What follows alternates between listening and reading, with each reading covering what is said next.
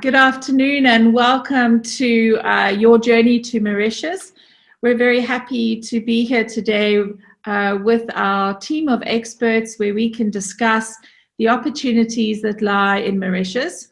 Over the last few weeks, there's been several Mauritian webinars, so we thought what we would do a little bit different today is to really break down and look at the process of emigrating, investing, or moving to Mauritius. So what do we need from a financial perspective?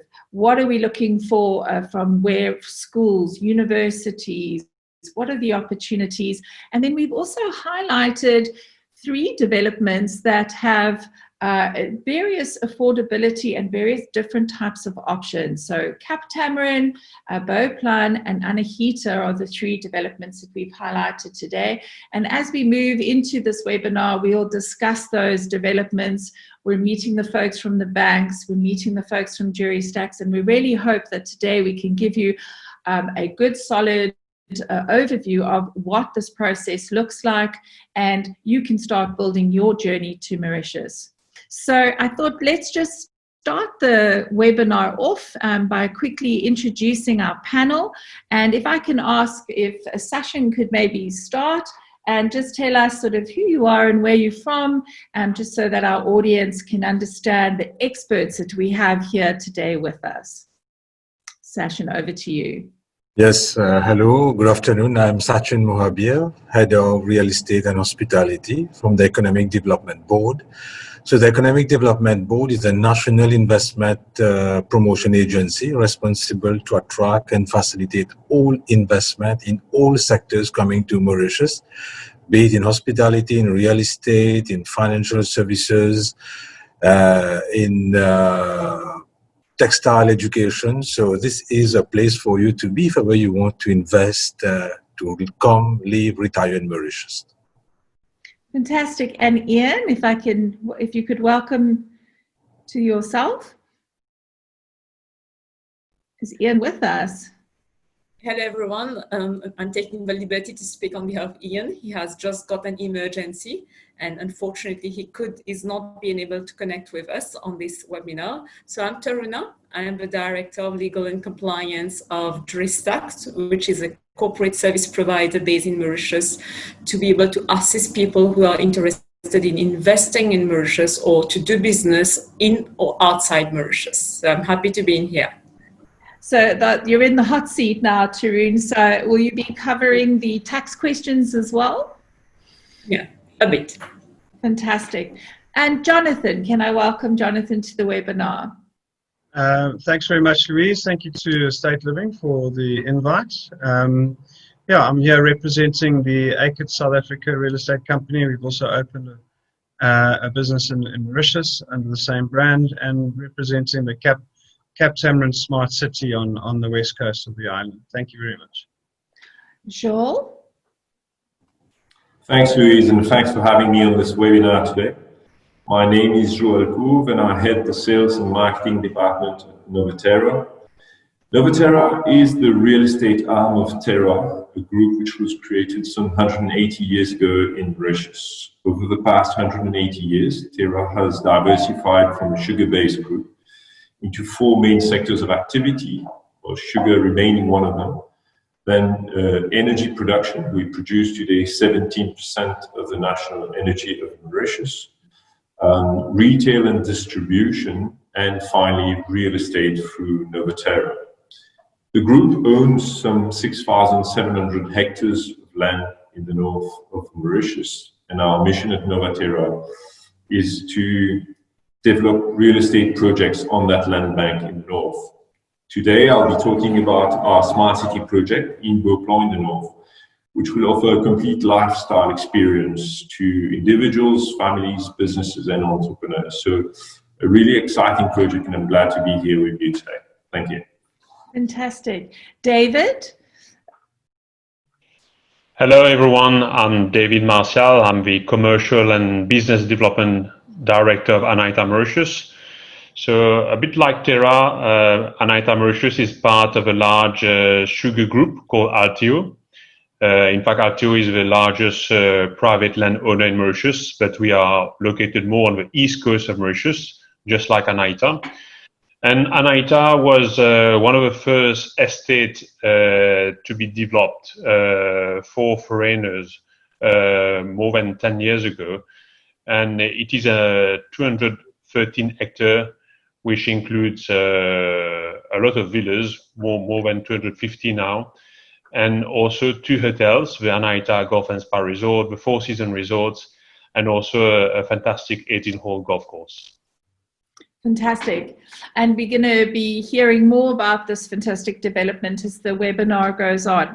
And last but not least, we've invited the ABC Bank to join us as well. Ashish, if you could just introduce yourself and a little bit about the bank. Thank you, Louise. Hello, everyone.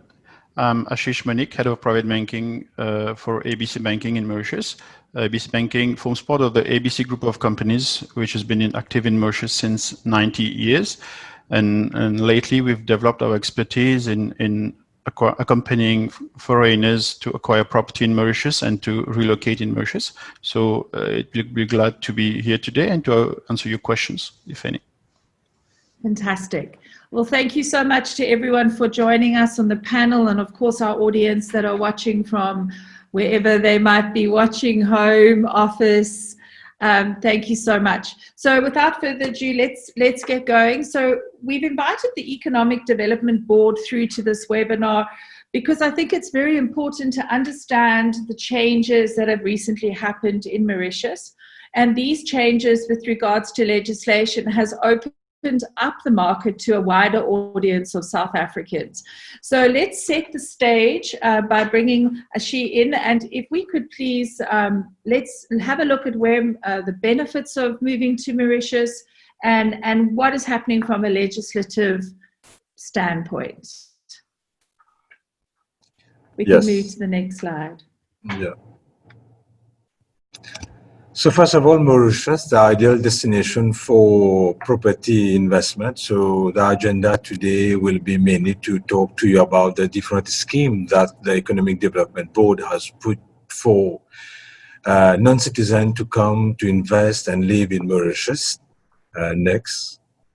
So next slide, please. Can you, next slide. So Mauritius, as you are aware, Indian Ocean, not far away from South Africa, so 4 hours flight. Strategic located, you can travel to various parts of the world from Mauritius, so we are pretty well connected. Next slide. Next. So it's a prime tropical destination for you to come, live, work, retire in Mauritius. And as I said, the EDB, the Economic Development Board, we have been trying since 2002 to put in place various programs with the object to attract people to come, to live, to invest in the country and to work. So the whole strategy of government is to open the economy, to attract talent, more people. That's why since 2002 and various budget measures have been announced so as to make Mauritius more and more attractive. So Mauritius at a glance, next slide please. So Mauritius, if you see in terms of the different economic indicators, we have been performing well. The GDP has been growing, but this year due to COVID, the GDP growth rate won't be growing unlike the past 40, 50 years.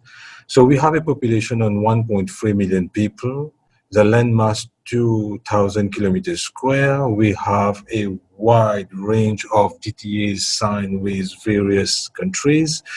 And in terms of the economic indicators, a diversified economy is just not about tourism, but various economic sectors, starting from agriculture, the sugarcane, then we go to the freeport sectors, financial services, education, manufacturing. So it's a broad-based economy. Next slide, please. Next slide. So in terms of how Mauritius has been managing the COVID-19, Mauritius, we have had in March 3 COVID cases reported, and government took the decision to lock down the country. And since then, we have been able to manage the COVID, and we can say as from the 15th of May, Mauritius, we have not had any active cases of COVID. That's why we have been labeled as a safe destination by the World Travel and Tourism Council. And the whole management of the COVID-19 situation has been well appreciated by institutions like the World Health Organization. Next slide. Next slide, yeah.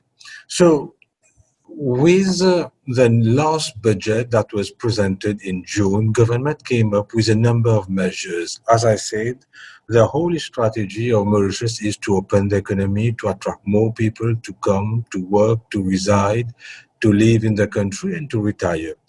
And for that, a number of measures were put in addition to a series of measures that were already in place to attract people.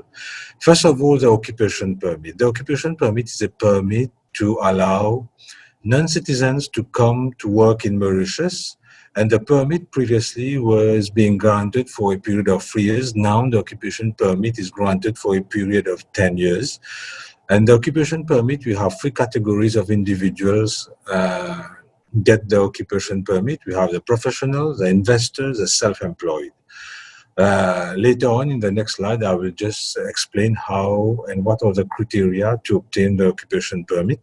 So right away, the occupation permit, any people who had an occupation permit in Mauritius that was going to expire from 2nd of September 2020, straight away the occupation permit will be extended for another period of 7 years to make it 10 years, a permit for 10 years, and then everyone will get an email to inform them when to come to the Economic Development Board to get a new residence permit card.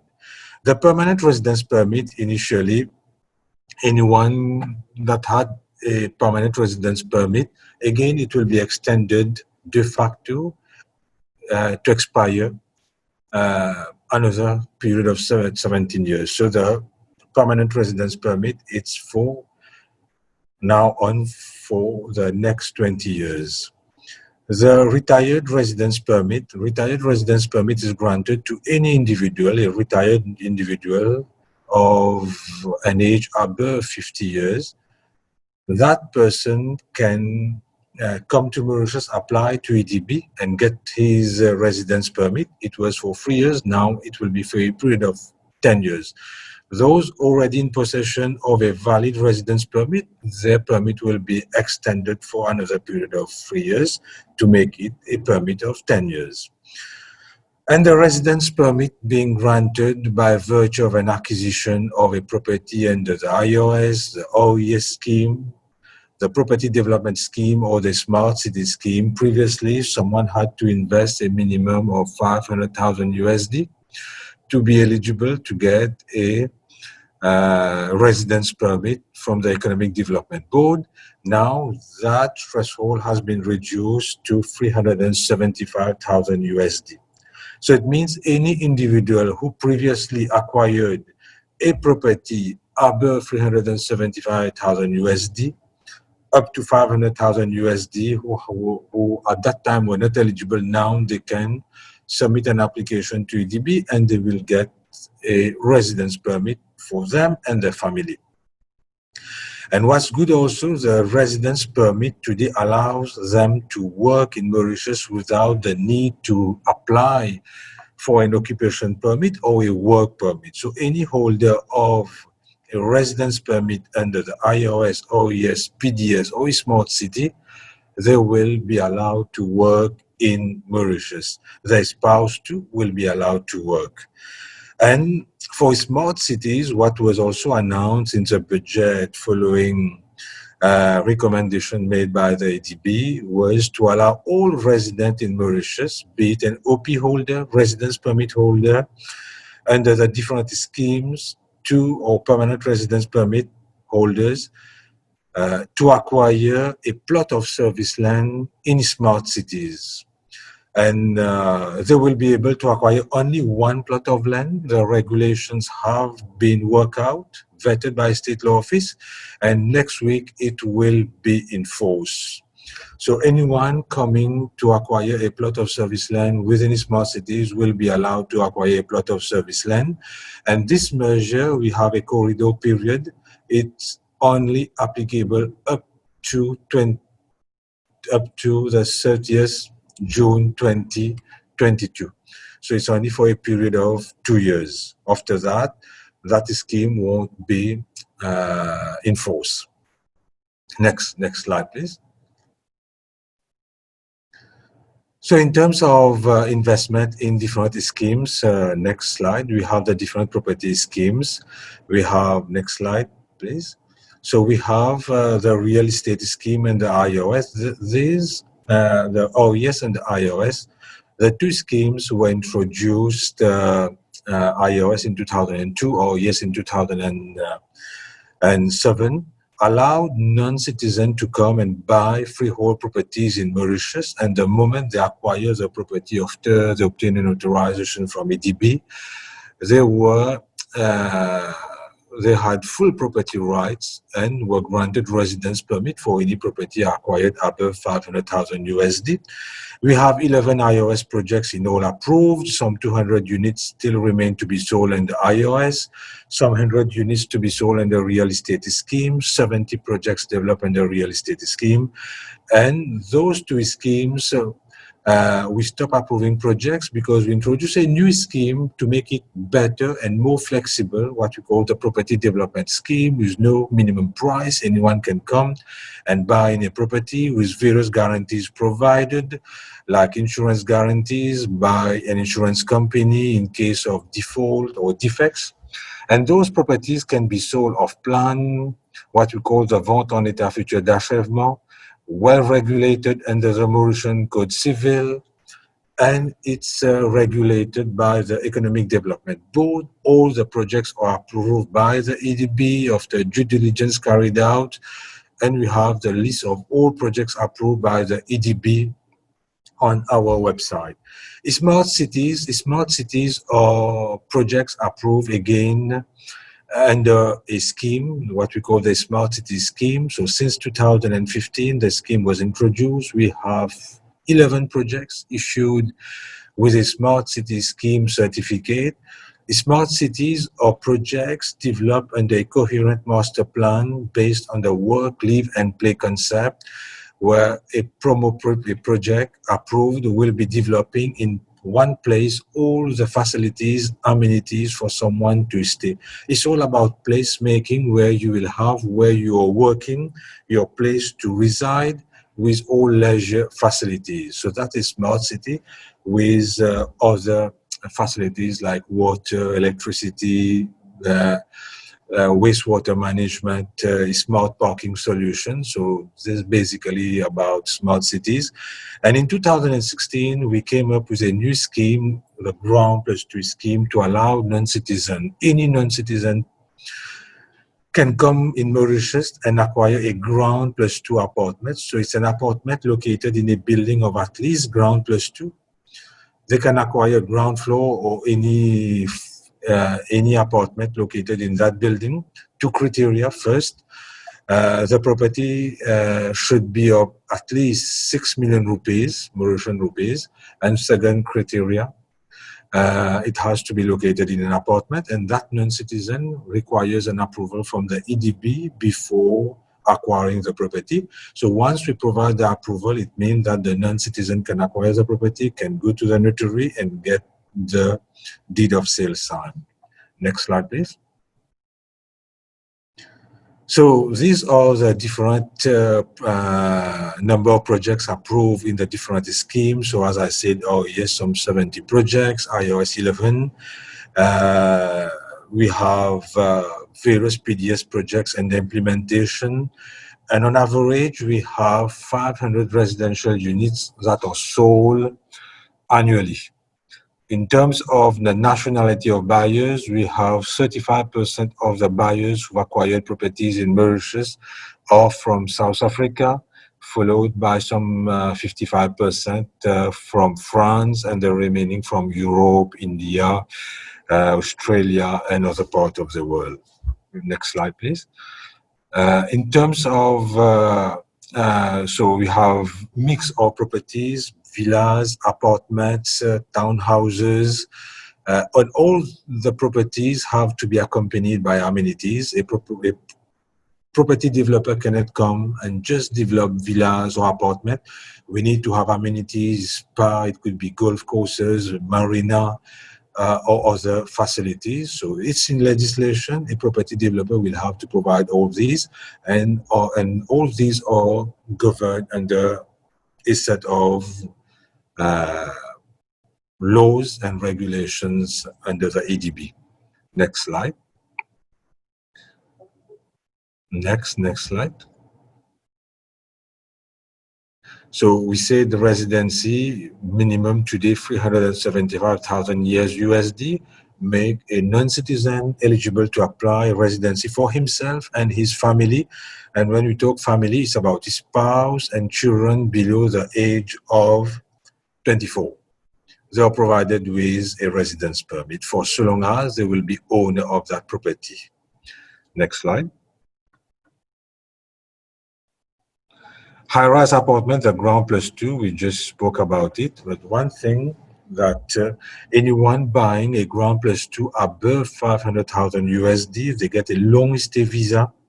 A long stay visa is a visa for a non-citizen to reside in Mauritius full year for up to for 10 years, renewable. Next slide.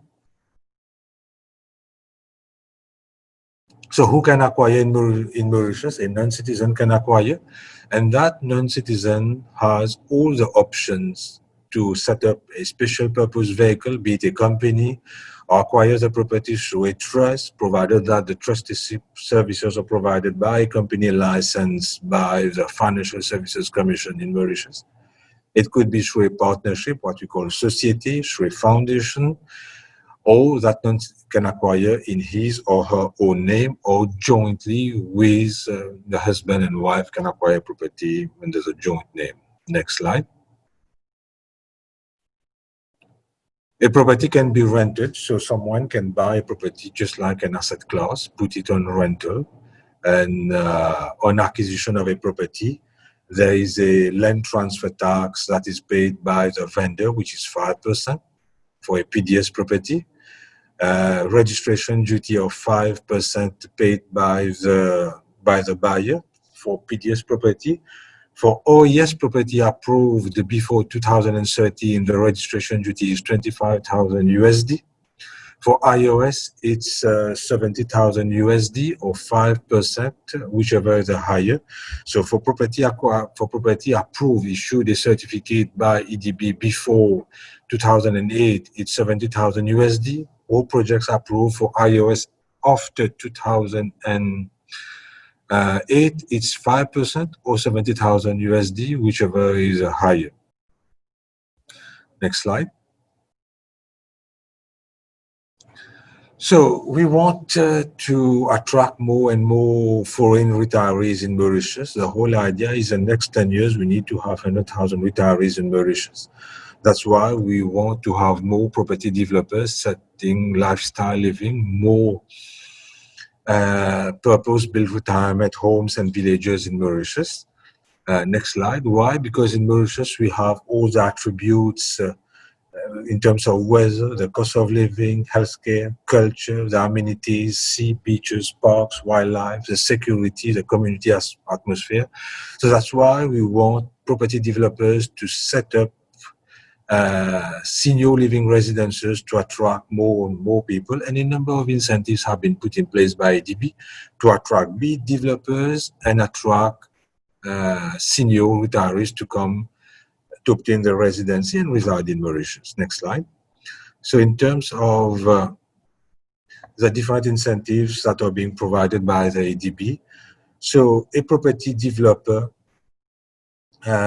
when he's developing a project, they are provided a 5-year income tax holiday on the profit derived from sale or rental of those senior residences. No custom duty on imports of any goods, infrastructure or works, or even furniture. Furniture used in those buildings, there is no custom duty, no capital gains tax on profit derived, free repatriation of profit. And also for those retired person coming to Mauritius, there is no minimum number of stays obtaining residence permit without any amount of investment. So no 375,000 USD minimum investment required for them to obtain the residency. The moment they rent a property or they acquire a property, irrespective of the amount, they obtain their residence permit under the senior living scheme. And also those people coming to Mauritius, once they obtain the residency, they can they obtain a 5-year tax exemption on the personal income transferred to Mauritius. It's important also to highlight that we don't have any foreign exchange control. Whoever, any non-citizen who has acquired a property in Mauritius, they can sell the property anytime they want. Once they sell the property, whatever profit they've made, there's no capital gains tax, and they can repatriate their profit as we don't have any foreign exchange control. Next slide. So why Mauritius? I'll go quickly, just because we have a conducive business environment. It's a mature economy. We have different economic sectors. Next slide. And also the infrastructure, conducive business environment. Next slide. So corporate tax in Mauritius, 15%. A number of tax incentives are provided today in different budgets. Tax holidays are being provided for manufacturing companies, companies doing nutraceuticals, operating in smart cities, companies doing innovative projects, R&D, are provided with tax holidays. We don't have capital gains tax. 100% foreign ownership is allowed, free movement of capital, the quality of life. Next slide. Next slide, please.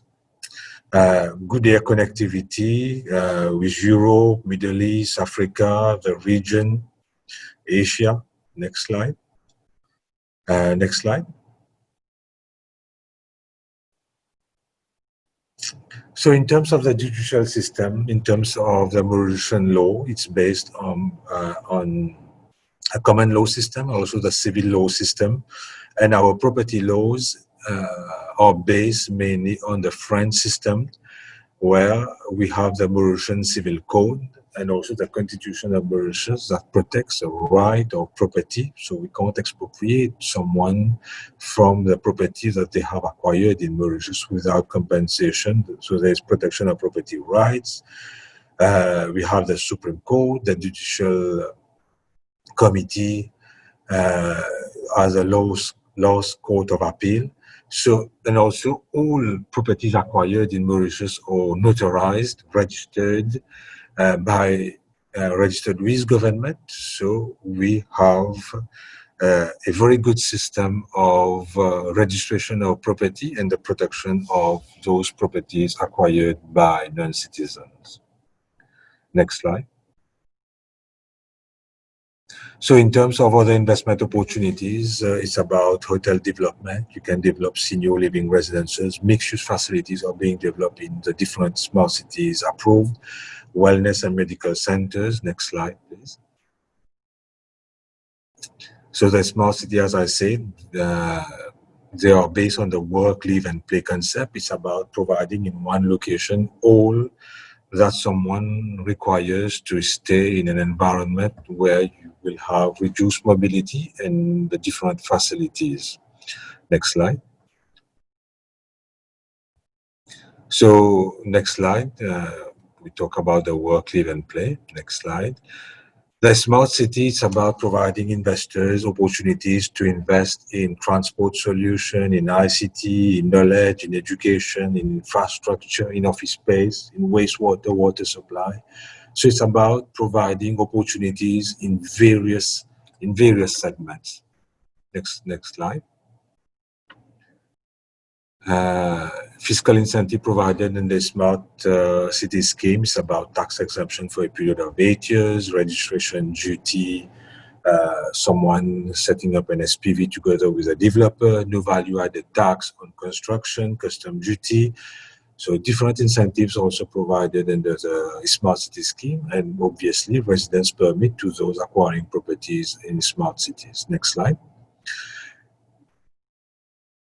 Other incentive after a period of 2 years in smart cities, someone is eligible to apply for Mauritian citizenship if that investment in the smart city is over 5 million USD. Next slide.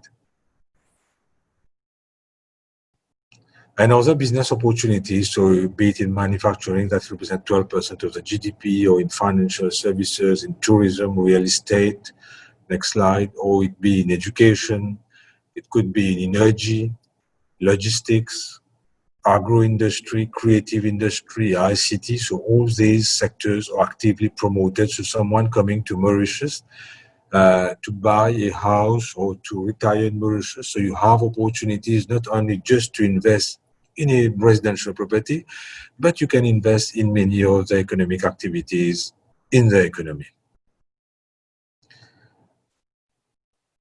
So that's all. So thank you. If ever there will be a question, I'll be happy to answer to those questions later on. Thank you. Thank you so much. It's very, very interesting, and a complex and we appreciate you going into the details. I think if we look at the Q&A box here on the side, there's a lot of questions around how do I qualify for various permits and residency, what are the duration of those permits and residency, and what is it that what are those costs around it, and sort of what happens after 20 years when a permit expires. And I think what we'll do towards the end of this the webinar, we will cover some of those questions. I can see also Ian and the team is contributing in the chat box as well. I think what we need to do is we've established now sort of what the opportunities are in Mauritius. I think let's get down to a little bit of nitty-gritty when it comes to the process of the tax and emigrating, your sort of your assets and exchange control, and then a little bit as Burrell about the actual process. So I've decided to make the move to Mauritius. Am I moving my money? Am I buying to invest? Am I buying to emigrate? And then what do those scenarios entail?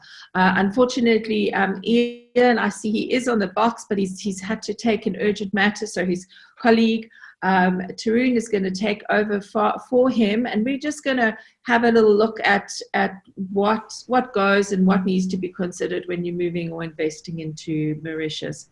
We can just move on to the next slide. I think maybe you're on mute there, Tarun. Yeah, Taruna, I'm back, so I can take the taxation aspect. We're just going to play from the hip here. Okay, Ian's back. All right, back in the game. Not a problem. Yeah. Okay. Good afternoon, everyone. Could I just ask you to move on to the next slide, please?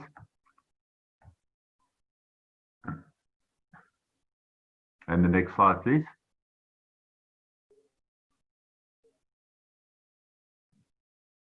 Super. All right. So what I'm going to chat about are really the taxation considerations in Mauritius from a South African point of view. Sachin has discussed the high-level Mauritian tax aspects. So I was going to add to what he has said. There is no capital gains tax in Mauritius. There's no estate duty liability in Mauritius, so it doesn't cost you anything to die. There's no nations tax in Mauritius, and there's no dividends. There's no dividends tax in Mauritius. So from a fiscal point of view, it's a lot more user-friendly than it is from a South African point of view. Now, in contradistinction to the Mauritian scenario, South Africa has something called a residence-based taxation system where South African tax residents are subject to tax on their worldwide income and worldwide capital gains. And the taxation system system is imposed on an accrual basis as opposed to a remittance basis. So by owning property in Mauritius and having that registered in your own name, you will be subject to tax in South Africa on the accrual of that income. And obviously you can claim expenses against that income, be it interest on the bond or your syndic levers, being your homeowners association, or whatever costs in order to maintain the property. Now, in Mauritius, we have got a individual tax rate and a corporate tax rate of 15%. In South Africa, you got a top tax rate of 45%, and that's reached on taxable income in excess of 1.5 million rand per annum. So to the extent you're on the top tax rate and you have taxable income from the property that you own in Mauritius and purchased in your own property, you're going to have to almost top up that liability in South Africa by the additional 30%. Obviously, that's not attractive to South African tax residents, and the majority of South African tax residents are looking as a mechanism to ensure that their wealth is retained in a currency other than rand, because we've all seen what the rand has done over the past 20, 25 years. You know, it was, go back for those of you old enough to remember, it was in September 1981 where the dollar passed the rand for the first time and never ever changed over. And today we're at 17 plus to the rand. So the mechanism, so that's obviously where a situation where you are a South African tax resident and own immovable property or own an asset in Mauritius or anywhere in the world for that matter, registered in your own name. Now, I mentioned that South African tax residents subject to tax on their worldwide income, whereas a non-resident from a South African tax point of view is only subject to tax on their South African income and only subject to South African capital gains tax to the extent that the gain emanates from the sale of immovable property.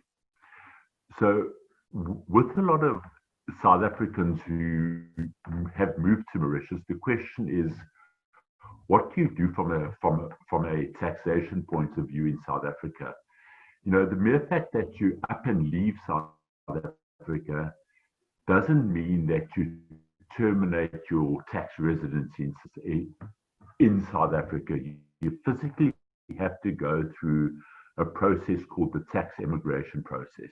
And it's different to exchange control immigration. Your tax emigration process is literally done when completing your tax return or IT12 in South Africa at the time of, in the year in which you emigrate, and you indicate on the return that you have left South Africa and the date on which you leave. Now, the effect of that emigrating from South Africa is that you deem to have disposed of all your assets at the market, dispose of all your assets and immediately reacquire them at the market value. So the difference between the original cost, call it the base cost from the capital gains tax, and the market value then triggers, is considered to be a capital gains tax accrual from an SA tax point of view and subject to capital gains tax in South Africa. And the top effective rate of capital gains tax in South Africa is 18%. So while you may trigger that once-off tax liability in the case of immigration from South Africa, once you have done that, you are no longer subject to tax in South Africa on your worldwide income. So it may seem to be a large chunk to pay at the time, but it's certainly cheap in the long run, because by emigrating from South Africa and physically not living there anymore, you also emigrate almost from a donations tax point of view. You don't pay income tax on your worldwide accruals from an income tax point of view in South Africa after you've emigrated either. And in order to illustrate the point, assuming that you reside in Mauritius and you are employed in Mauritius and you earn income in Mauritius, I'm going to disregard the double taxation agreement between Mauritius and South Africa for the purpose of this illustration. But you earn income in excess of, let's say you earn 3 million rands worth of income in Mauritius. The first 1.25 million rand will be exempt from tax in South Africa, assuming you earn in a salary. and you're absent from South Africa for, we refer to as the 6183 day rule.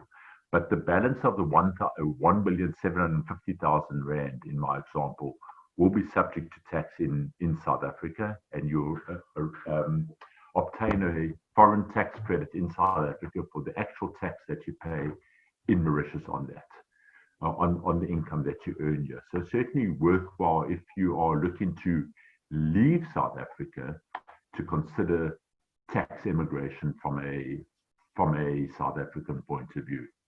You obviously have those scenarios as well where South African tax residents are looking to acquire an asset in Mauritius, immovable property.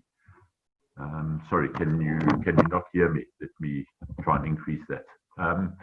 So the South African tax residents wish to acquire immovable property in Mauritius, but obviously will not be leaving South Africa. They cannot emigrate from a tax point of view in South Africa.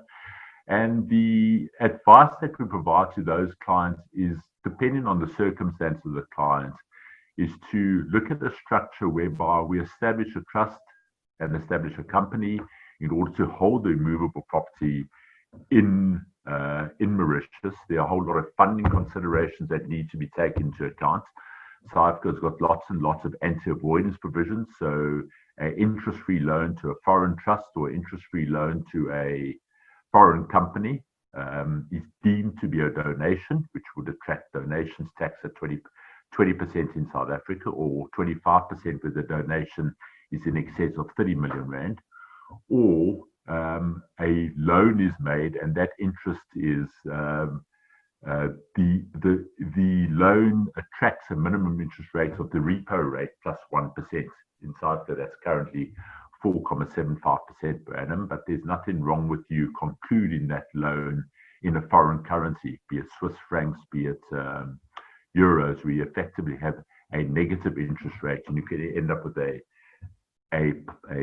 taxable income of 0.25% of the loan. But there are various considerations that need to be taken into account, and there's unfortunately no one fits all.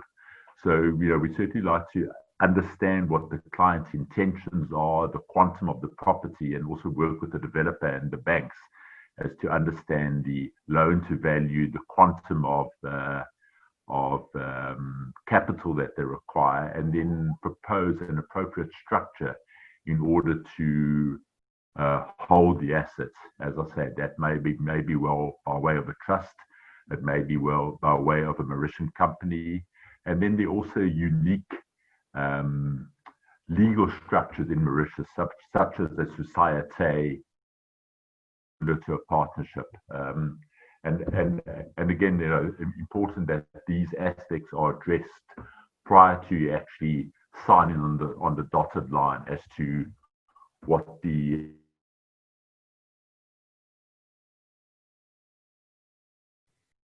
Ian, we've lost you there. Your sound is. You. Oh, sorry, Ian, we lost you there for a second. If you can just repeat that last sentence, something will guide you. Okay, what I'm saying, there are the property developers in Mauritius on this webinar are very, very much aware of the potential South African pitfalls in acquiring the immovable property, and they'll also sort of guide you in the right direction, and would in most circumstances recommend that you seek professional advice in determining the manner in which the asset is held, and determining the liability or the potential tax liability that arises depending on the ownership structure. So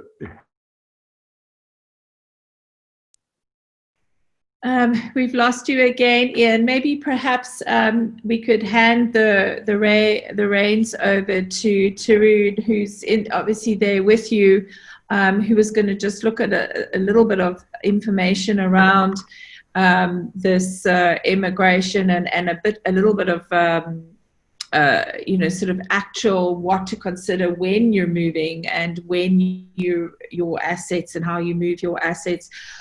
Folks, here we've got 30 minutes to go or so on the presentation. So if we could just be mindful of our time. Tareen, can I hand it over to you as we've lost Ian's connection? Yeah, sure. I'll just request to move to the next slide so that I can pick up from that. So hello again, everyone. To all those who've ticked the box for I will be interested to move to Mauritius, either to work or leave, to all those who've ticked the box about trying to do business in Mauritius or using a Mauritian vehicle to do business outside Mauritius, or simply who've ticked we want to invest in Mauritius. So I'm sure you will have a lot of questions, and you would normally be requiring the help of specialists, be it relocation specialists or financial advisors, which Juristax is. We're a management company here, and we are here to assist people who would be interested to move to Mauritius, either to work and live or to do business here. So coming back to what Sachin has said in the first part of the presentation about the different types of permits that the Mauritian laws may grant to people who are interested to live here.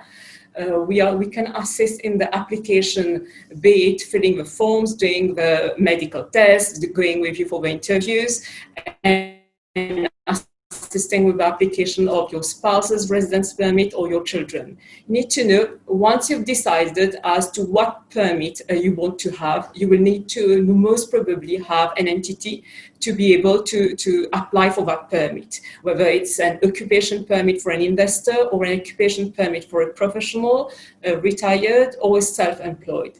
Now, as to which right channel you would want to choose, we are here to assist and to guide you through that channel. That is, what entity as well you might need to get your application processed and get the permits.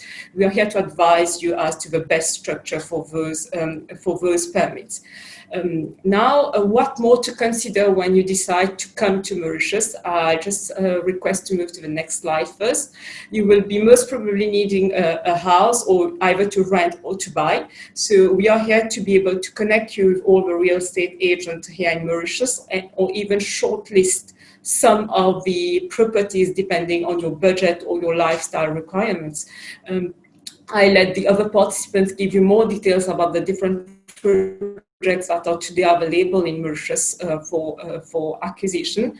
And now many of you, in addition to want to buy and live here, you would normally have questions as to, can I get my car or my motor vehicle from SA to Mauritius? Let me just tell you that's a very bad idea, because the cost is very high if you want to get your car from SA to Mauritius. You've got the import excise duty, and which is normally 100% plus the value, plus 15% that.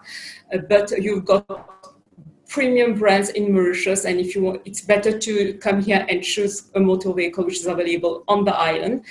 This is for those who are amateur of your cars in SA. Now moving to those who want to get their furniture to Mauritius.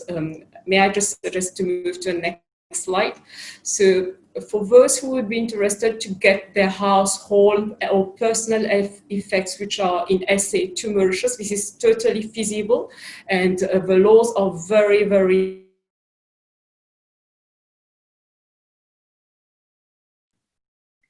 Taruna, we've lost you. Sorry, we lost you for a second. You said the laws are very, very... Okay. Are very interesting. There is are very advantageous for those who want to relocate their furniture. Can you hear me out now? Yes, we can hear you now. Okay. Oh, we've lost you again. Furniture or other personal effects from SA to Mauritius. Be any kind of articles for personal that you were using there, your electrical appliances you can get here, anything you want, as long as you've got the valid residence permit or occupation permit.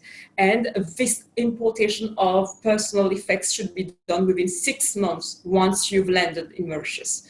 So you've got other criteria that you need to fulfill deal as well. That is, you had to purchase all those personal effects abroad, which will normally be the case. And once you've got them in Mauritius, you are not allowed to dispose of them or to sell them within 4 years to make sure that you continue to avail yourself of that exemption in terms of custom duty and taxes. So this is for the part relating to those who would be interested to move your personal effects to Mauritius in a container. And now about the schooling, you would be interested to know as well. We've got very good English medium schools in Mauritius. We've got Cambridge A-levels, we've got West Coast, Northfields, Telfair, depending on which region of the country you want to settle. Each of these schools are found in one specific region, and Mauritius being not too big, we are quite small, so it's not very far from the place you will be the different type of school. And I think if later on you've got questions, Sachin will be able to answer to that as well. If we can move to the next slide. Maybe I just need to add something for those who've got pets in SA. Many of them would want to bring your pets to Mauritius. This is possible as well, but you need to respect the quarantine period which the Mauritian authorities will impose on you once you are getting your pets here in Mauritius.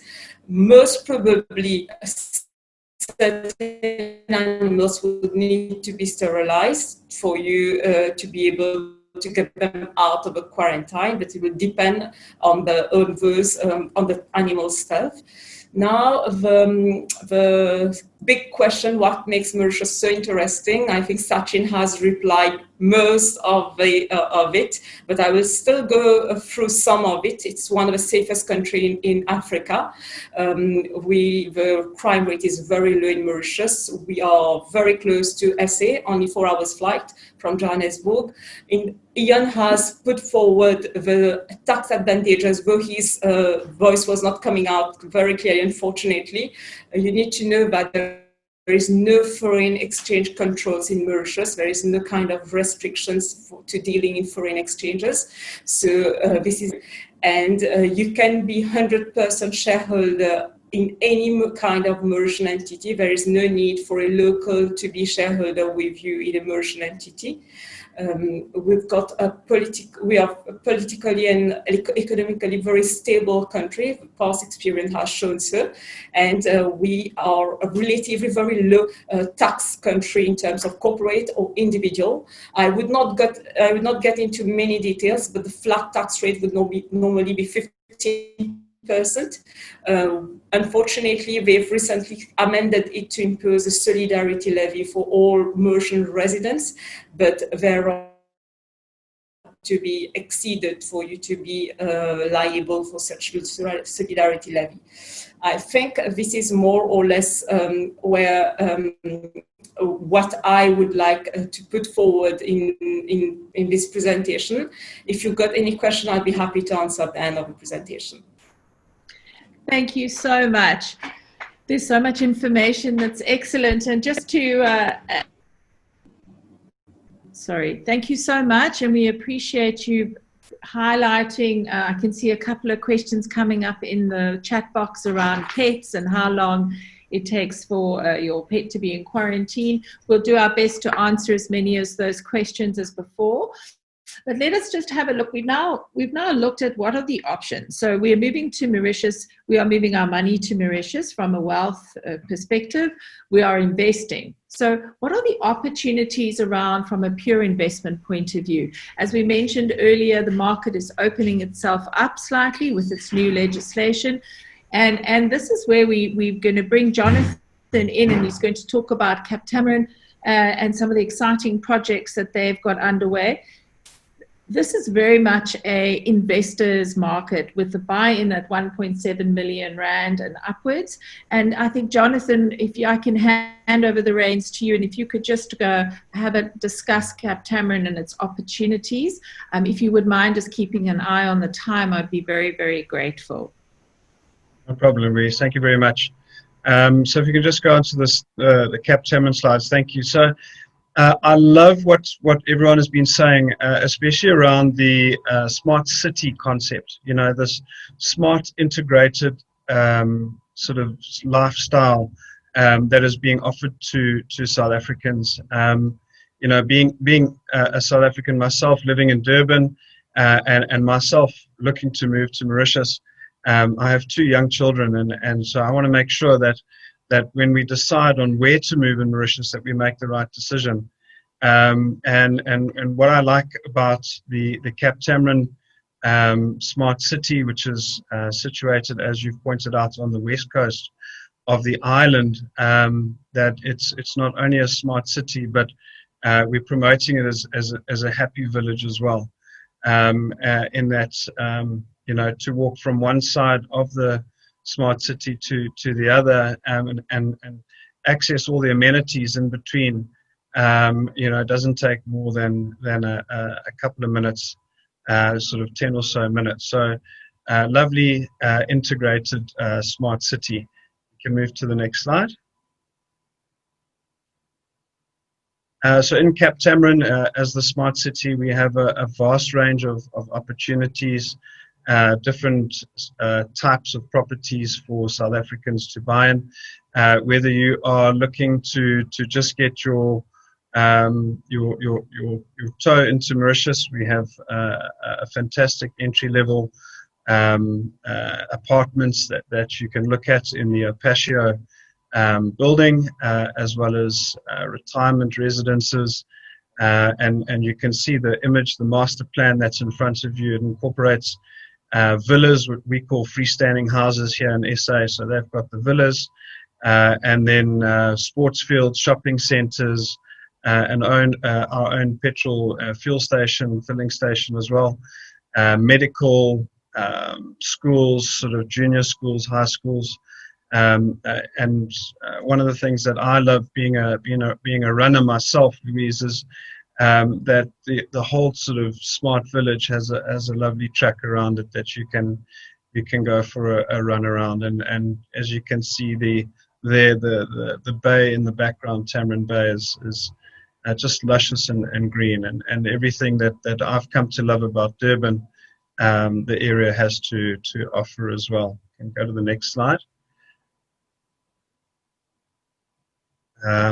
Next one's fine.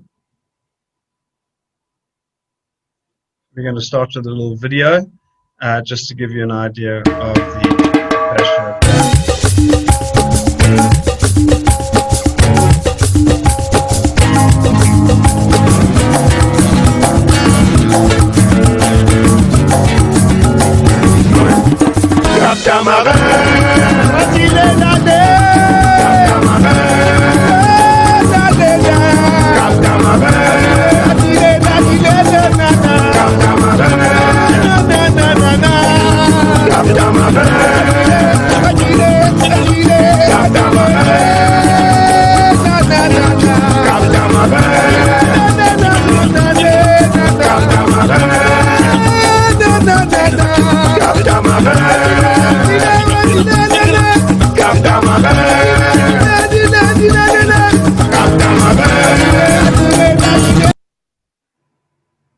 Fantastic, thanks very much.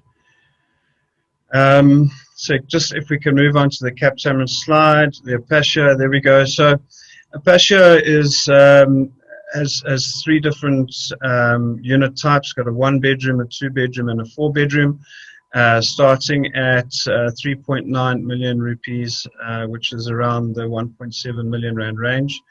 The size of the unit starts at 30 squares for the 1-bedroom.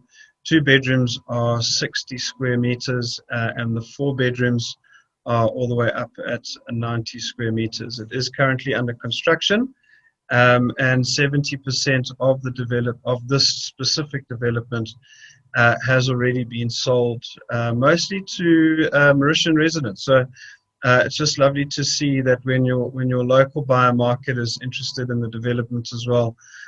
It just shows us foreigners that there's real value there.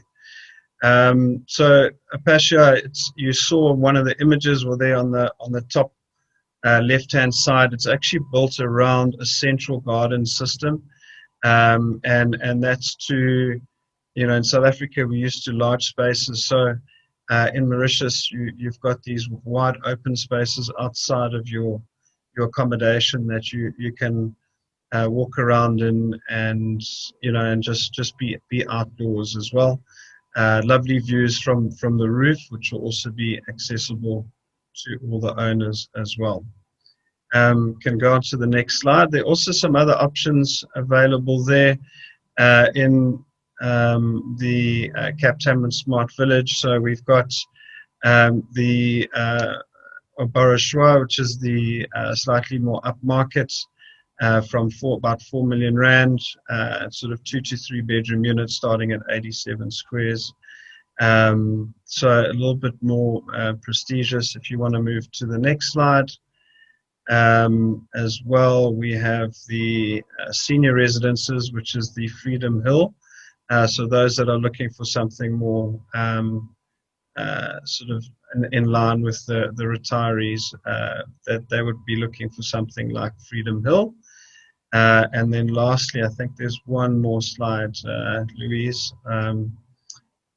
No, well, there's also another unit which I was shown. It's called Le Office, which is a integrated building. So you've got apartments, office space, as well as retail as well.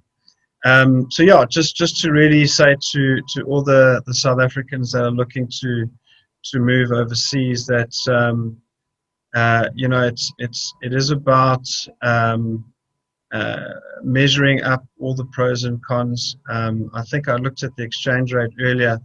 It's definitely the rand is strengthening against the Mauritian rupee, so it's a brilliant time to look at moving some funds into Mauritius, into the bank accounts that the others have been offering. So yeah, I mean, I'm based here in South Africa, and I think our details will be shared with everyone. So looking forward to answering any questions that anyone has on Cap Tamarin. Thank you. Thank you so much, Jonathan. Thank you. So what is exciting about the Cap Tamarin project is that entry-level price. As Jonathan said, if you're wanting to dip your toes in the market, or you're wanting to, start investing in the market because your plan is to move over the next 3 to 5 years, this is very much an option. And I think Cap Tamarin is sometimes known as the little South Africa. There's a high number of South African investors that have seen the value in this particular development. But what happens if you are now wanting to move both yourself, immigrate your family, but also move your business? Not all businesses are running remotely. Some businesses will require a commercial space. Perhaps you're in the retail industry and you're wanting to move a retail business across to Mauritius. So what development will then offer you both a commercial, rental, and an immigration opportunity? So we've invited both Plan and Joel will tell you more about it. And we're going to just start with a video that is quite extensive, and it shows a good sort of overview of the development. And then we're going to answer a few questions regarding this particular development. Mauritius, a tropical island like no other, steeped in history and culture, a dynamic business hub with direct connectivity to Europe, Asia, and Africa. In the north of the island, an exciting new concept is born.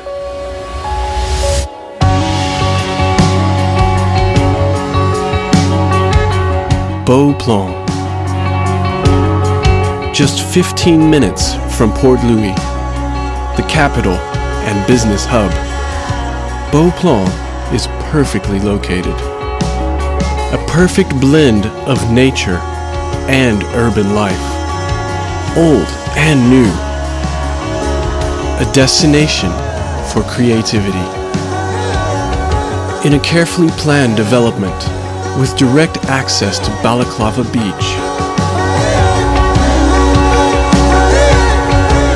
An invitation to go and create your lifestyle in a natural, authentic, and dynamic city.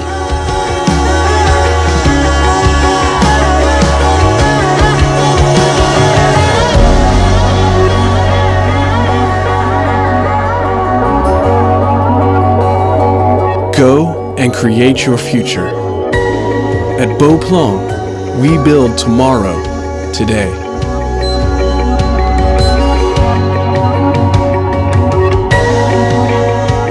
Go and create your workplace at the heart of a lively and uplifting city.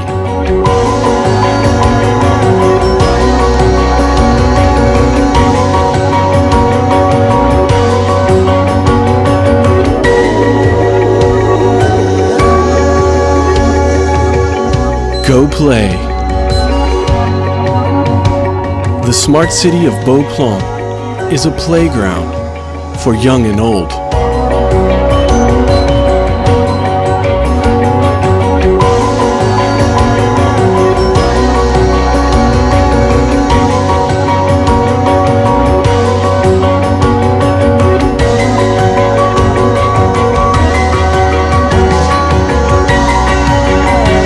Go create. Thrive in an artistic hub where creative minds come together to create new ideas that will shape tomorrow.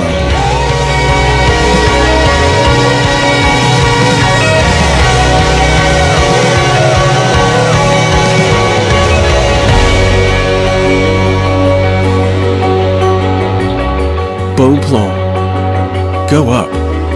Go create your lifestyle.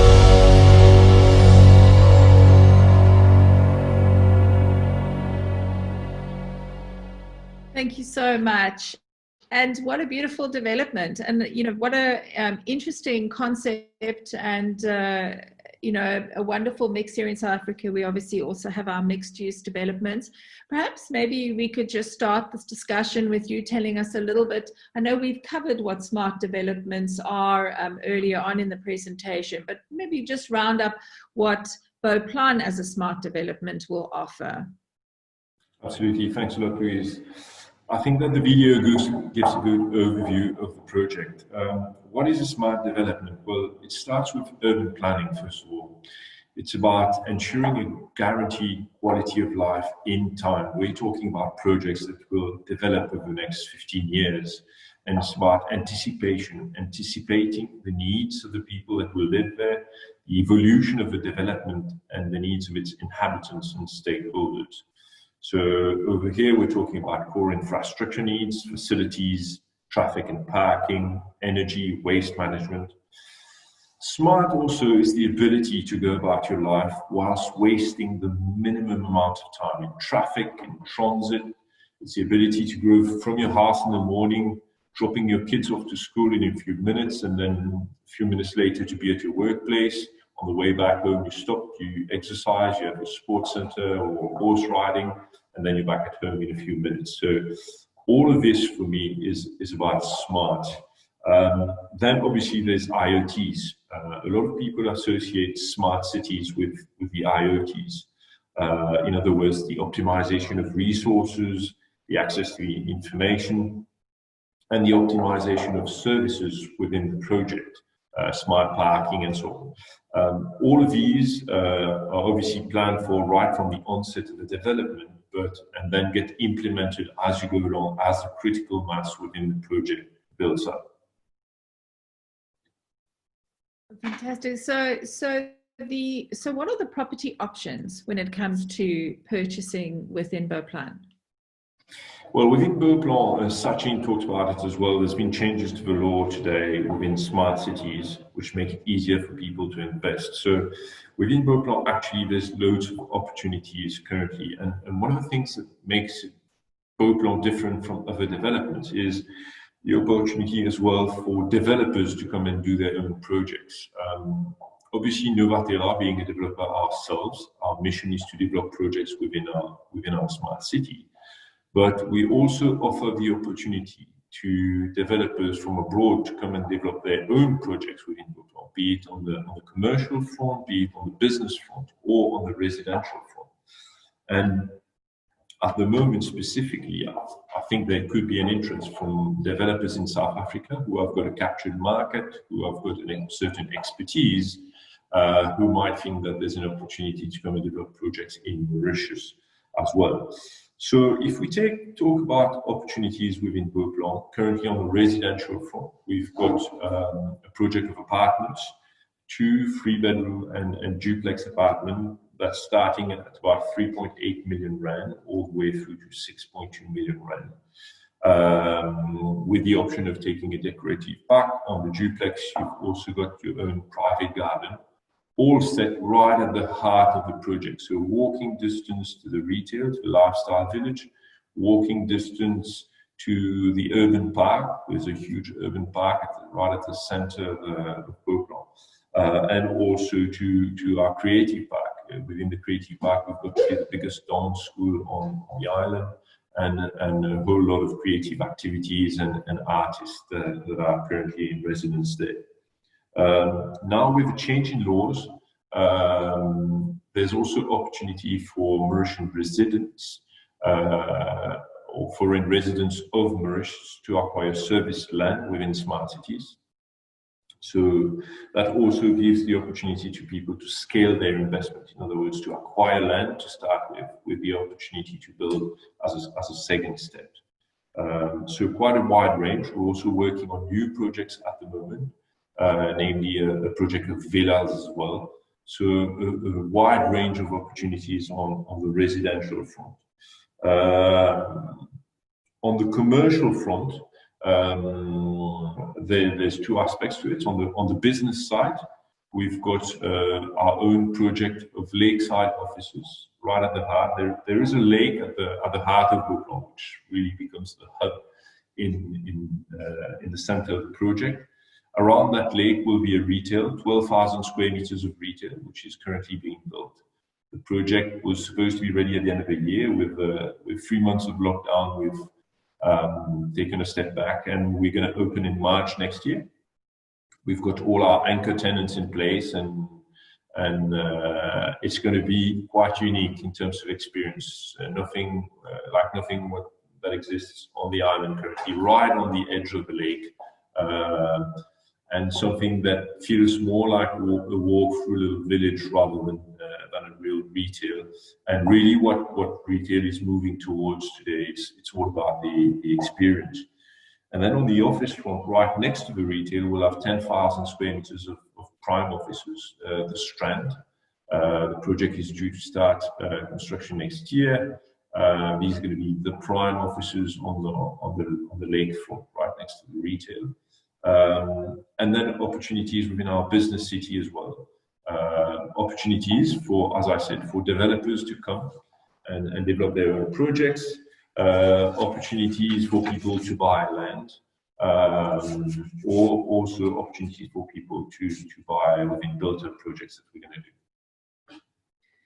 So would you say that it's a very possible option to invest in a residential unit and then move your business across and set up shop in either the business or retail sector? Just a question regarding the financing structures, and I know the folks from ABC will discuss it as well. Are the developers working with interested parties when it comes to financing? Are you able to bond the property, or what is the sort of structure of that deal, and what would the developers' involvement be? Absolutely. There's a wide selection of banks and financial institutions in Mauritius that will offer loans to foreigners, with financing up to 70% of the property value. For South Africans, one of the things that's really important to note as well is the interest rates. Compared to South Africa, we offer very attractive interest rates in Mauritius, ranging from about 2.75% to 4%.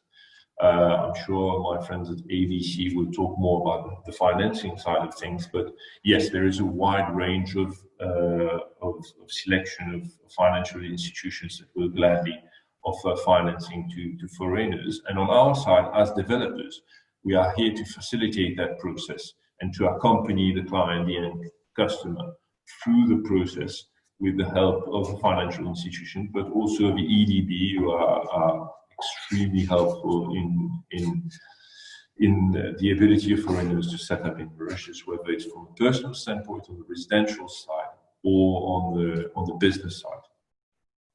I know this is a bit of a sweeping question and maybe a difficult one, and maybe not necessary if you might not want to answer someone else, but in South Africa, in a residential community or complex or mixed use development, you generally pay a levy.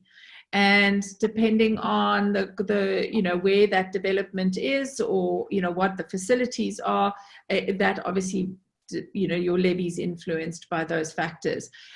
Could you say what kind of levy structure, and I think you called it a syndic structure, do you have in Mauritius, and what are kind of the costs around levies? Listen, I can talk for my project. Obviously, the levies vary from one project to the next. There's two levels of levies within a smart city. There's the first level, which is paid to ensure the upkeep of the smart city at large and all the services that are provided within the smart city. And then there's a levy which is directly attributable to the project you're buying into, which is for the upkeep of that particular project.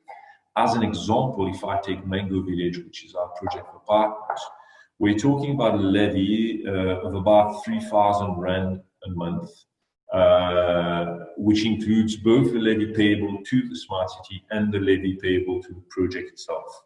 So we're not talking about anything that's excessive. It will obviously depend on the size of the property and the type of project, but that's more or less the kind of range we're talking about. Fantastic. Thank you so much. Joel, thank you very much for introducing Bold Plan. If anyone has any questions, please pop them into the chat box. I'm going to move on to Anahita. Now, so thank you so much for your time. To introduce Anahita, so now we've looked at, and the reason why we've selected these particular developments, because each one offers something unique and each one offers you a different opportunity. Anahita is now a completely different type of development again. It is an existing development that's been around for quite some time. It offers a luxury living. It's really beautiful. And we have a short video that we're going to play just to show the viewers and the attendees what it looks like. It's a remarkable development. So before we move over to David, Julia, if you could just pop that video on, I'd be very grateful.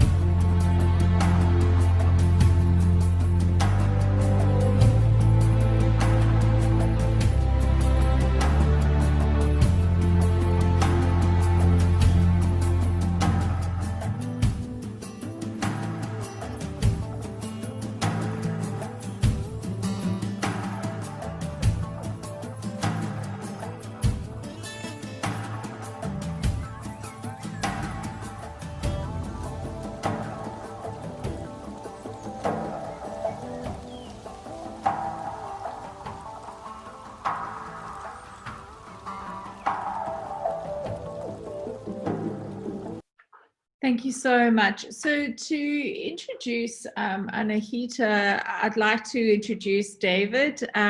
David, perhaps you can just tell us a little bit about the development and what makes it so special. And of course, what I find very, very exciting about this particular development is the opportunities for South Africans to buy service land, which is something that I know our South African audience, definitely, or our South African investors have been asking us about quite extensively. So over to you, David. Thank you, Louise. Yes, you're right. Anaita is a bit different because in fact, we are an integrated resort scheme, which is which was the first scheme launched by the government more than 10 years ago. In fact, we started in 2006, and our first units and our hotels were launched in 2008. At that time, the schemes were a bit different, and the focus was more on resort lifestyle. And clearly, I think that you saw in the video that the focus of Anaita is to create an exceptional lifestyle around hotels, restaurants, the beaches, the lagoon, because we are next to the largest lagoon of Mauritius. Let's say what's very unique about Mauritius is probably its unique environment, natural environment. We are located on a 213 hectare estate, so it's full ownership and it's seafront, which is very rare in Mauritius. We are also located just in front of two beautiful islands called Île au Cerf and Île au Mangénie. For those who know Mauritius, Île au Cerf is a very famous tourism destination because of its beautiful beaches. And we are also quite golf focused. We have an 18-hole golf course designed by Ernie Els. So I think that most of you know this South African champion. Who designed the course, and just in front on Île au Cerf there's another course designed by the German champion Bernhard Langer.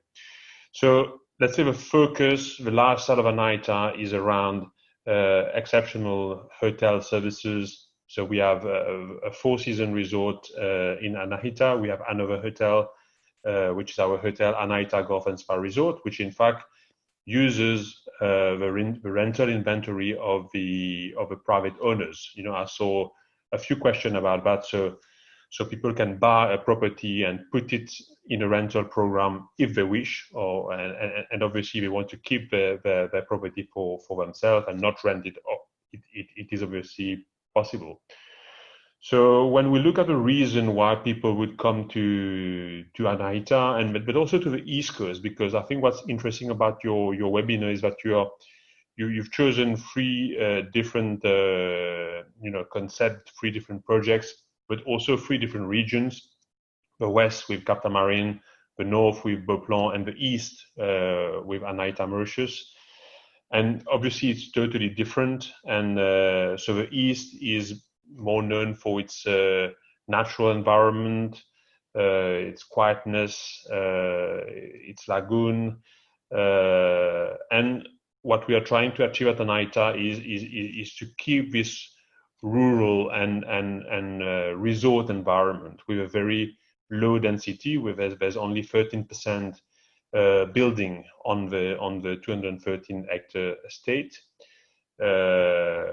Let's say on each plot, plots are quite big, so an average of 2,000 square meters for plots of land, and only 20% building coverage on each plot.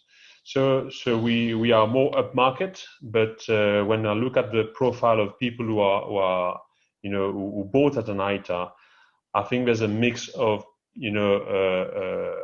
people who just want to spend a few months in Mauritius or just spend regular holidays in Mauritius. This is why we also have a few South African, because Mauritius is very close from South Africa, so it's very easy to jump in a plane and, let's say, come and spend 2, 3, 4 weeks in Mauritius. We have a lot of entrepreneurs, head of businesses, partners, associates, or retired or semi-retired people who can spend time in this resort environment. So it's a bit different from what Joel and Jonathan just said for the West and the North. Sorry, you also mentioned the service land. So I Yes. forgot to talk about it. So you're right, service land. So I mean, it's possible for people to buy a land at Anaita, a service land. This is also quite specific for the IRS scheme, and as Sachin mentioned just before, it was also introduced for the smart cities for a temporary period. So what's interesting with the service land option is that people can totally personalize their concept, and they also can work on the cash flow. So let's say you can buy your plot of land this year, for instance, and you have 5 years to complete your development. So we can help you to choose your architects, your builders. We can also provide a service of project management if you want, but some people prefer to do it themselves totally. But what's sure is that they can. Potential investors can choose absolutely everything from the design, from the kitchen, from the number of bedrooms. If you want to bring, like, let's say, a larger pool, or they want to have a sauna or a spa, or you know, a huge wine cellar. So whatever is your passion, or however you want to personalize your villa, it's just your call, you know, obviously. And the other options are to buy existing properties, because now, as you said just before, Louise, we operate since 2008. So we have also some existing homes or villas or apartments which are available for sale. You know, different budgets, different locations, seafront or Gulf views. And the final option is obviously to buy off-plan villas from the promoter. We just have a few opportunities left, because we are you know, working on the last phases of our development. So we have something like 30 or so plots available in the northern part of Anaita, and we have many different concepts from different architects to give more options to the potential investors. Thank you. You know, perhaps this is a question for both, you know, for Joel and yourself. How easy is it to build in Mauritius? So if you do choose service land and you decide that you actually want to build your own unit, living in South Africa at the time, you know, what is that, you know, how is your hand held? I mean, I know I've renovated my own property, living around the corner from the property, and I was like pulling my hair out after 5 minutes. I can't even begin to imagine the stress of living in a different country whilst building. Perhaps you could, is there a support team available, and what are some of those kind of bespoke features? Yes, I think it's never easy to build a house. You know, it's always a lot of stress, and it depends on your experience. But it's true that it's probably more difficult to build a house in a foreign country where you don't know exactly who are the right you know, suppliers and consultants. So definitely we are here to help. So we give a choice, so either choosing an existing concept, and we even allow some sort of customization on off-plan concept. And if someone wants to use to buy a service land and develop something more personalized, it's simply like a project management service where we can advise on architects, on builders, on engineers, on kitchen suppliers, on furniture suppliers, interior deco, advise on quantity surveyors to make sure that you pay the right amount. And also, I think what's very important is to choose suppliers that are here to stay, you know, because if you choose suppliers that may disappear in 1 or 2 years, you know, it doesn't make sense because of all the guarantees. So we can advise our residents on, you know, who are the most established consultants and suppliers in Mauritius based on previous experiences. Absolutely. I And agree with what David says. Just to add to what David says, I think he's 100% right. We're here to accompany buyers in that respect. We've obviously got local knowledge. We're very familiar with the guidelines that are applicable in each of our projects, and we've got reputable people that are there for the long run that we can recommend. We can assist in terms of benchmarks of rates. Building rates and so on, to try and facilitate that process for the customer. And then, being developers ourselves, that's also a service that we can provide, depending on the scale of the development and so on, service that we can provide for individual owners as well. Thank you. Sorry, David, just a question regarding the service land. As was mentioned earlier in this webinar, that from a smart city development perspective, there is a limited timeline where you can purchase service lands and plots currently. Is this limitation in existence at Anahita as well? Is those service lands only available? I think the date was it up to end of, I stand to be corrected, was it 2022? A 2-year period? For the IRS, it's a bit different because it's linked to the IRS certificate, and it's we have a quota based on percentage of total area, if you want. So only 25% of the area can be sold as service land. So it means that we have a quota. So we will, when we will, sell all our available square meter of service land, then it will be done. And as there are very few IRS left in Mauritius, so then after Anahita, probably the only other option will be smart cities. So let's say we are putting on the market the last options to acquire service land at Anahita. Thank you, David. I have looked at your master plan, and I've definitely earmarked the property I would like. There's one with both a golf and a sea view. It's probably the most costly plot on your master plan. I'll definitely take that one. It'll be a good price for you, Louise, of course. Thank you. So now, if I'm going to buy this beautiful plot that's got these great views, I'm going to need a bit of assistance from the bank. So I think what we'll do is hand over to Ashish at ABC Bank and just put it out there. Will you be giving me 100% loan on this property I'd like to buy at Anahita? Well, thanks, Louise. Definitely not. Well, just giving a quick overview of the banking system here in Mauritius before moving to our offering.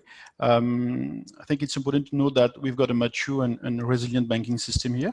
We are regulated by the Bank of Mauritius, which is the central organ here, and who is responsible for, among others, maintaining price stability, conducting monetary policy, and also the Bank of Mauritius oversees the financial institutions to determine their soundness, stability, and compliance, which in a sense give a comfort and security to those coming in Mauritius for banking purposes.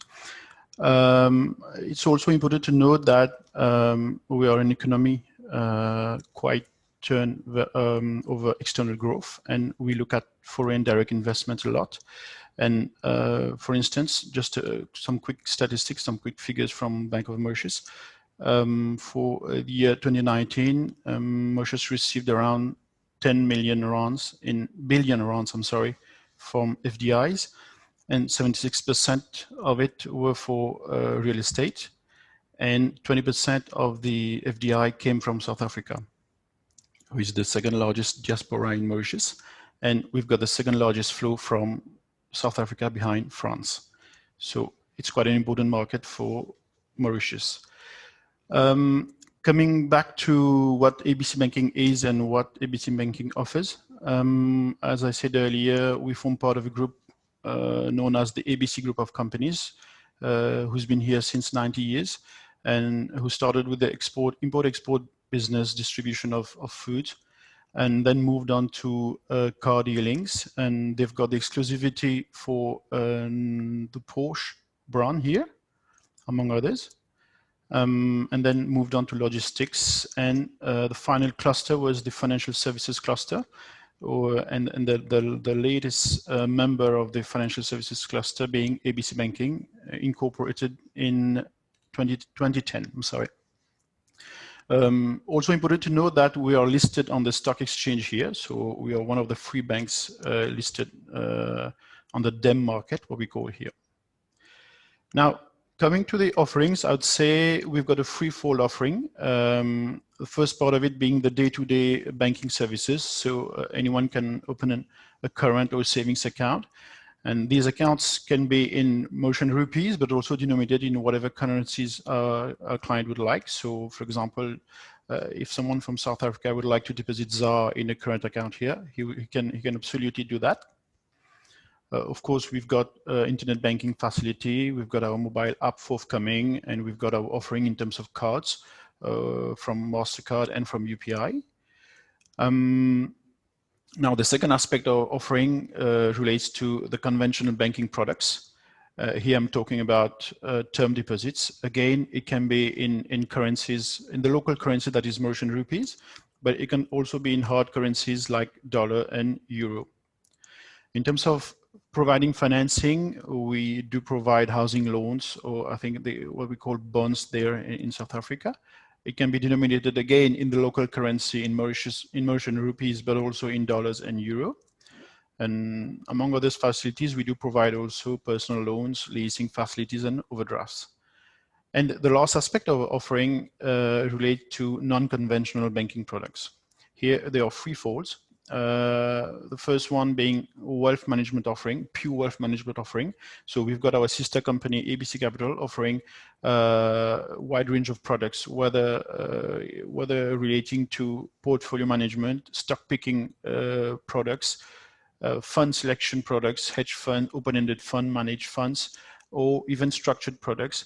I know from experience that people from South Africa really love capital secured products. So we are able to structure these products in hard currencies, USD or Euro, but all other currencies can also be catered for, like GBP. And to complete our offering, we offer term loans and Lombard loans. That is, our clients already having their portfolio of investment securities and looking to leverage on their portfolio, they can ask for a Lombard loan. That is, they don't move their securities and they just leverage on the portfolio for their other lending purposes or acquisition projects. Now, coming to the terms of financing to foreigners, to non-citizens, as my friend Joel from Terra said, we go for a maximum of 70% financing, excluding charges and fees. In terms of debt to income ratio that we look at, we do not exceed 50% of the gross monthly income for those earning higher than the equivalent of 85,000 ZAR monthly. Of course, if we are financing 70%, which means that the acquirer is putting 30% of own contribution, and this contribution need to be made upfront. That is, first of all, the client puts in his 30% contribution, and then the bank comes in to finance the remaining part. In terms of tenor, well, if the loan is denominated in euro or in dollar, normally we do not exceed 15-year tenor. But if it is denominated in rupees, we can go for a longer tenor.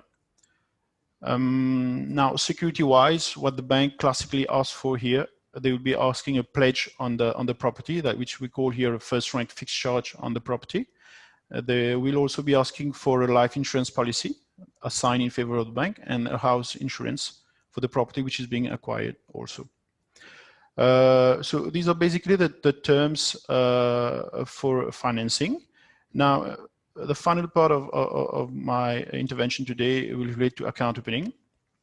So someone not staying in Mauritius, so a non-resident, can of course detain an account in Mauritius, and we do provide such facilities. In terms of documentation, I can answer on a case-to-case basis to those interested in opening accounts. But globally speaking, from a KYC, from a Know Your Customer compliance point of view, For an individual, we'll be requiring the passport, the proof of address, bank reference, birth certificate, and marriage certificate. So basic documents, nothing more. For corporate accounts, it's going to be a bit, I won't say more complicated, but more bulky, because if it's a locally incorporated structure, we'll go for documents like trade license, certificate of incorporation, KYC of the board members, of the directors, shareholders, etc. And we also provide services for example, South African structures looking to detain an account in Mauritius. That is, companies incorporated in South Africa but willing to open an account in Mauritius. We can also accompany them on that side. So that's, globally speaking, what we can offer, and I'll gladly go into much more details if there's any query. Thank you so much. I hope this isn't a bit of a sort of stupid question. So no questions are stupid. If I would like to purchase a property in Mauritius, I open my Mauritian bank account. I would like to bond that property, but I want to bond it against my South African property. So I'm using my South African property as the as my security. My security. And I'm purchasing a unit at Cap Tamarin at 1.7 million rand. Is that possible? Unfortunately, no, because we don't have any control of the property in South Africa.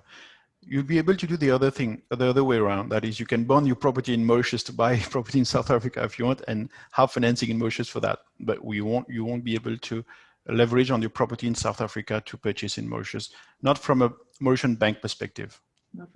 So if I decide to move my business across to Mauritius and I open a Mauritian bank account, I haven't been trading in Mauritius for a very long time. How do I, would I still be able to go about and getting corporate sort of access accounts or a business loan or anything like that? Or do I have to have a minimum amount of trading time like South Africa? Well, to have an account in Mauritius, again, there's no minimum trading limit or period. So you can have an account and you can start trading and putting in funds. Now, if you're looking to raise a loan on that company, which is not incorporated in Mauritius and for which you don't have any banking history in Mauritius, it's going to be a bit, we are talking about cross-border lending, and this obeys to some strict rules. I don't say it's not possible, but it's going to obey to some more strict rules than property financing, which we are doing. But it can still be envisaged. So if I'm looking to move in the next 3 to 5 years, would you then recommend that the first step would be to open your account? So open your account and start depositing money into your account and start building a credit record, I suppose is a way to look at it. Would you then say that you should then purchase your property? And maybe we're running out of time, so perhaps I can open these questions up to all our panelists. If I am looking to purchase, my first step is I open my bank account. Now do I look to purchase a unit at Cap Tamarin so I've got my foot in the market? And then once I've established that and I've got my units and I've been sort of managing that unit correctly, I've now decided it's 2 to 3 years time I'm going to move myself and my family across. Maybe Ian, you can jump in here. Would you recommend that type of rollout? Open your account, then buy a property and then move, or what would your recommendation be? You're on mute, Ian. You have to unmute yourself. It's a question of your financial ability to do something at a particular point in time.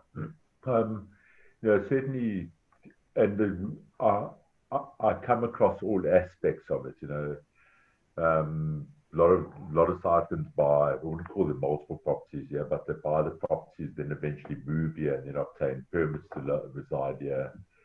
Some of them want out of South Africa immediately for various reasons. We don't discuss it on this forum. I think while we're talking about credit history, it's important to build one up here, and you, until such time that you get here and build it up here, there's nothing like time to actually achieve that objective. Thank you, Ian. Sachin, just a question. I see this has come up, a couple of questions which I see you've been answering.